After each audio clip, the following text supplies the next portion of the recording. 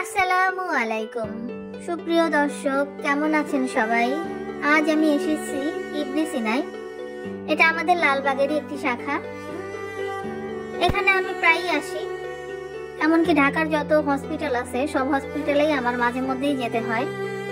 আপনারা তো জানেন আমি ক্যান্সারে আক্রান্ত। 5 বছর আগে আমি ইনভেসিভ ক্যান্সারে আক্রান্ত ছিলাম। আমার চিকিৎসা শেষ, কিন্তু এখন ফলো আপ ডাক্তার চলছে।